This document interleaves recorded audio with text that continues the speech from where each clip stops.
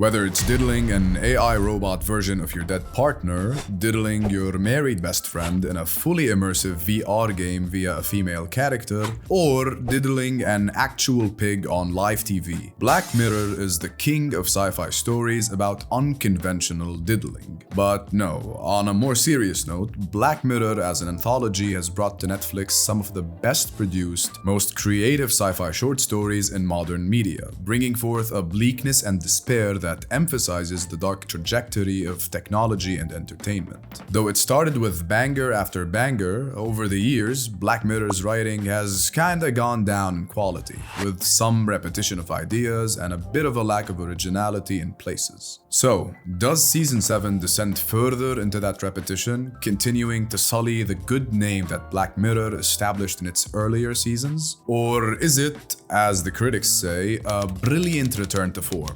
I'll be going through every episode this season has to offer and talking about what works and what doesn't, putting spoiler warnings when necessary, and concluding each episode's review with whether I'd recommend you see or skip it. Let's dive in. Episode 1, Common People. This season of Black Mirror opens with a bleak entry that follows a modest blue-collar married couple, Mike and Amanda. It has taken every ounce of my being to not make the overworn joke where you call a character/actor by the name of some other character they played, as in Roy from IT Crowd and Karen from The Office. But I suppose every ounce of my power failed because I ended up kind of saying it either way. Anyways, Amanda ends up suffering a medical injury that leaves her basically brain dead. An organization comes in and offers Mike an option where they surgically put a system in her head called Rivermind, which will get her functional, as long as she's within range of their network towers, like a phone that can lose signal. Though it's a great financial burden, Mike accepts. The rest of the episode follows the repercussions of that choice, and how the two struggle to keep up with the advancing costs of this weird medical/streaming service hybrid. I found Common People decently good.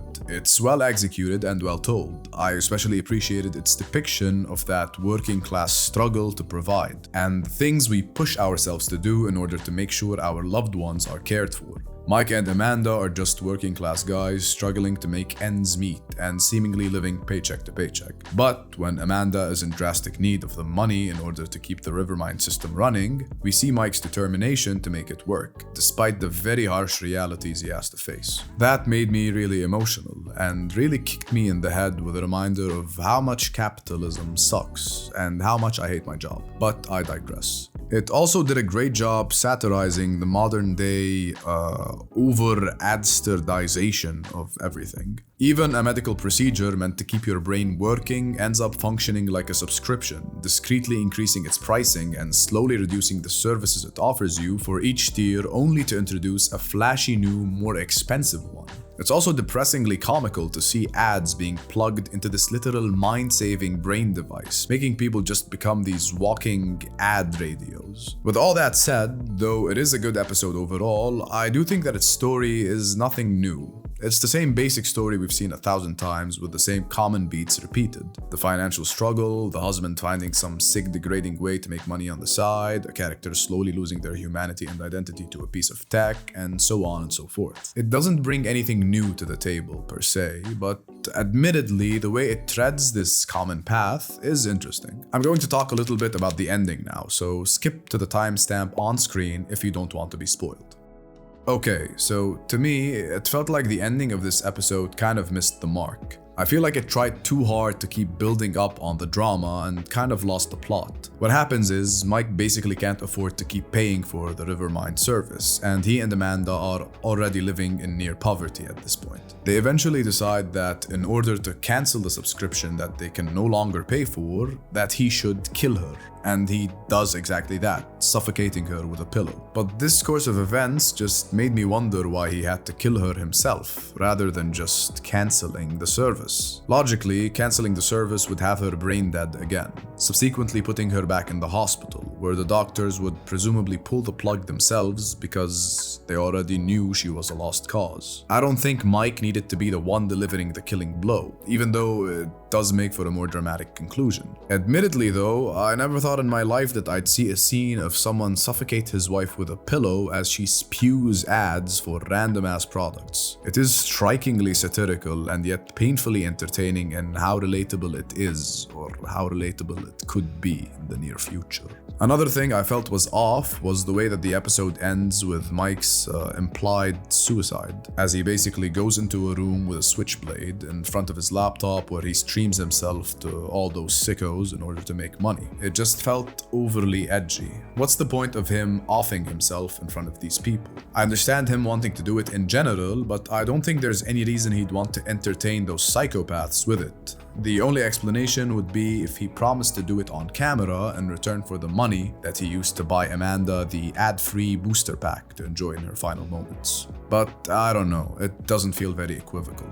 Regardless, I'd say if you don't mind a story that isn't crazy original, but still well executed and incredibly bleak nevertheless, delivered in excellent Black Mirror fashion, then you can't go wrong watching Common People. This one gets a C.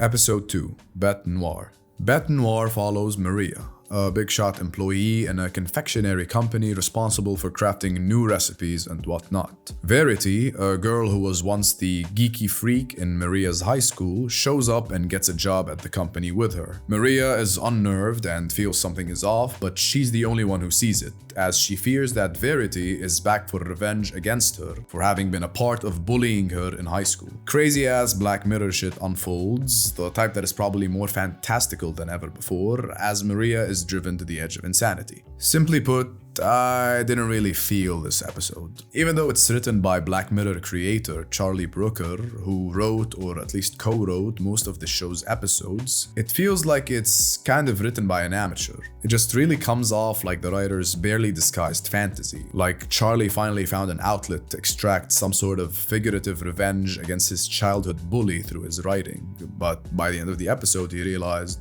oh shit, it can't all just be my power fantasy, and then decided to introduce some twists to stave off the association. I've also personally grown tired of the geeky kid ends up becoming a crazy psychopath trope. I feel like it's kind of a self-fulfilling prophecy, where the more we promote this concept in the media, the more we push these outcast kids into embracing going into extremes. I don't know, maybe it's just me, but yeah, I'm not much about that trope anymore, and this story is very heavy on it. Besides that, the way the story flows is mostly typical. Nothing too out of the ordinary happens up until the end, when shit is dialed to 100. Credit where credit is due, however.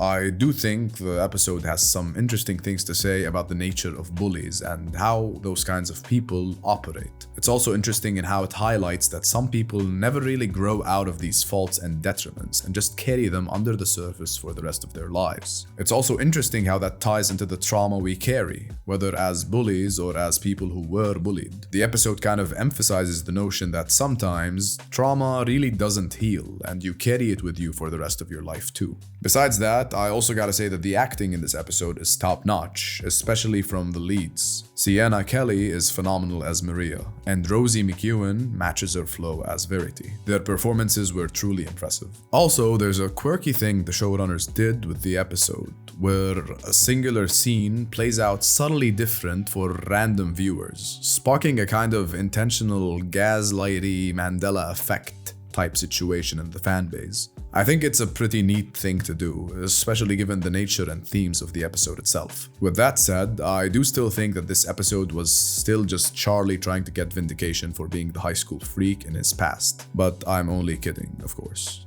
Kind of. Anyways, I don't think this episode brings enough new to the table to warrant watching. It feels amateurish, and though it gets chaotic and crazy towards the end, it doesn't make up for what I feel was an underwhelming performance all around. It's a skip for me.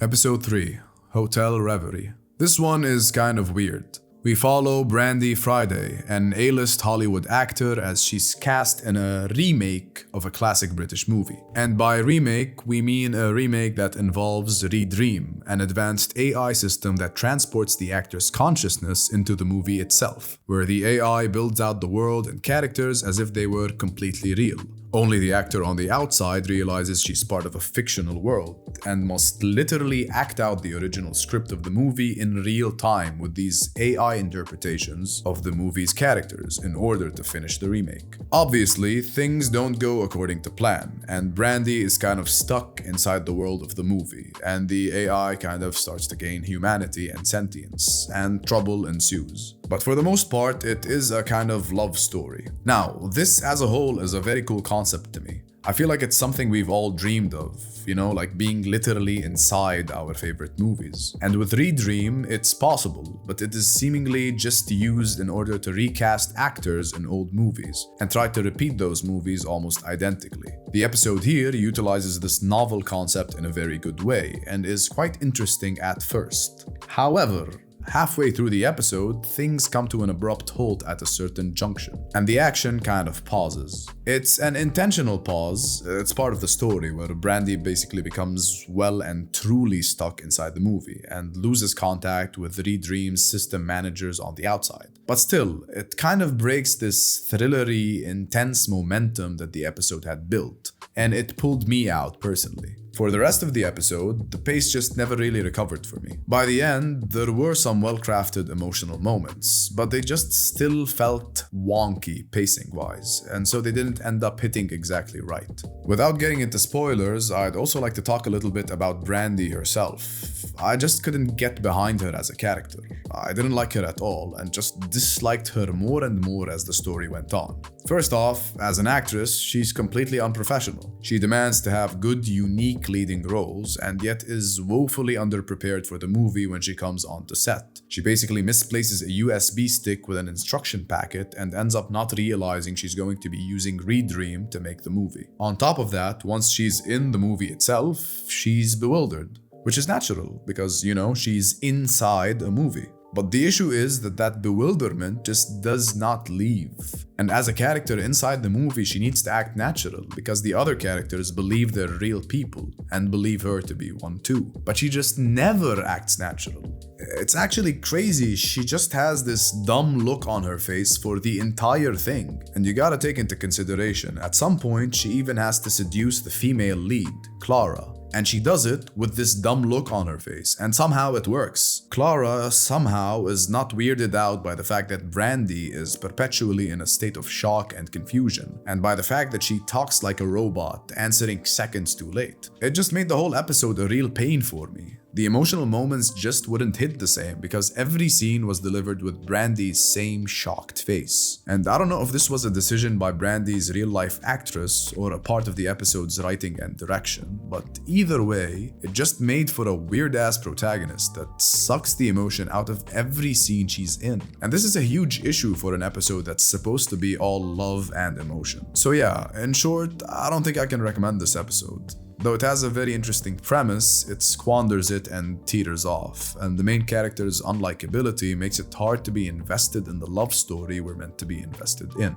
But if you want a sort of romance-focused Black Mirror story, and you don't mind having to put up with a protagonist whose whole personality is the shocked Pikachu face, then maybe you can check it out. I'd say skip.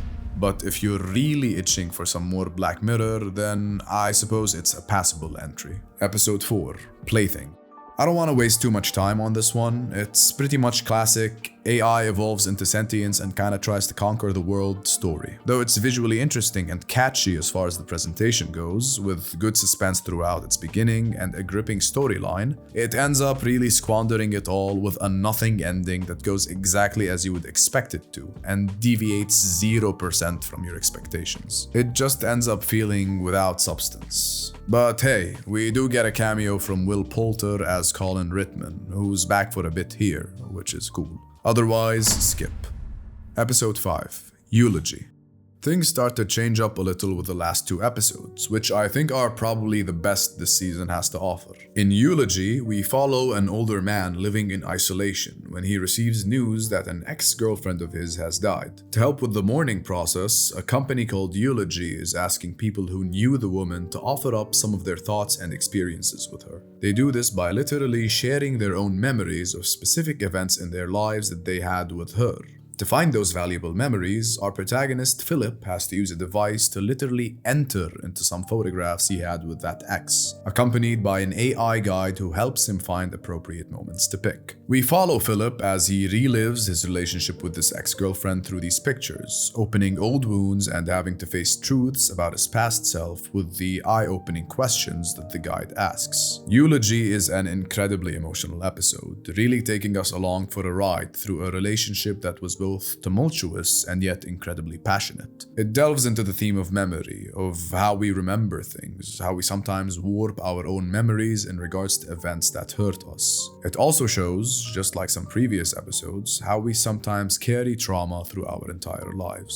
Overall, it's a very heartfelt experience with a very beautiful ending. Paul Giamatti's acting takes things to the next level, really making you feel all the emotions. The visuals are also very interesting to see as we watch Philip and the guide traverse the three-dimensional worlds of normal 2D photos. Relative to other Black Mirror episodes, this one felt a bit minimal as far as sci-fi goes, and is another rare entry in the series that takes a more beautiful, almost positive path, even in regards to the technology used. I won't say much more because this is one you should definitely watch on your own. It's my favorite episode this season. C. Episode 6, USS Calister Into Infinity. Episode 6 is Black Mirror's first direct sequel episode, following episode 1 of season 4, USS Calister. I actually hadn't seen the original episode before, so I ended up watching it and the sequel back to back. And I gotta say, it was a pretty enjoyable experience. In the first USS Calister, we watched Robert Daly, creator of the Infinity MMORPG system, take DNA scans of his co-workers and subordinates in order to upload a digital clone of them into his private server instance of the video game, where he can live out his fantasies of being a tyrannical captain who subjects them to his will. By the end of that episode, the digital version of Nanette Cole, a new employee at the company, concocted a plan to get in touch with her outside world version, causing her to take Robert's DNA samples and give the digital copies enough time to escape his private server, finding their way into the massive online world. At the end, they were just a group of basically normal people stuck inside the world of a dangerous MMORPG. In this sequel, we follow their attempts to survive amongst more than 30 million players, all who want to either kill or loot them. In the outside world, Robert Daly is dead, but his death has roused suspicions, and the company is now being investigated, causing the shitty CEO, Walton, to go into a panic. The rest is some action-packed, thrillery shit, both inside the video game and in the outside world. With a nearly 1 hour and a half runtime, this episode is kind of like a movie, and it is paced like one. It's a fun ride, albeit one with a lighter tone than the original, that can make it feel a bit un-Black Mirror-y at times, but an enjoyable watch nevertheless. Special shout out to Kristen Miliotti's performance. Once again, this woman is getting even more much-deserved love as an actress. And of course, Jimmy Simpson, who is consistently amazing in every role he's in. Even if you don't like the story, you could watch this episode simply for his shenanigans, balancing two personalities as the outside world CEO Walton and the friendlier digital Walton. All in all, it's a solid watch, and one that won't leave you depressed as hell. If you've played any online game ever, though, it will leave you wondering why the fuck these guys designed a game where players respawn in their same exact location immediately after they die. Anyways, this one's a C. And that's basically season 7 of Black Mirror. All in all, I would say it's a step up from the last season at least, and is definitely more memorable. Not every episode is a hit, but there are definitely some bangers here. Still disappointing, however, to see some episodes that feel like they're just rehashing or repeating prior themes and concepts. Sometimes it feels to me like the showrunners are just like, okay, we have this hugely successful anthology franchise that's still running. Let's make up some more episodes to keep it running. As opposed to, hey, we have these really cool ideas for stories that we'd like to explore, and this is the perfect medium for them. It's a subtle difference, but the first speaks to more of a business-oriented, money-making mindset, which is what is conveyed to me when we see episodes that bring nothing new to the table. The second shines in the few episodes that do truly innovate, offering up some fresh new sci-fi goodness. But yeah, that's it for season 7. A decent season at the least. Let me know what you thought of it in the comments below. What you liked, disliked, how you ranked the episodes, etc. Let's discuss. For now, take care and I'll see you soon. Goodbye.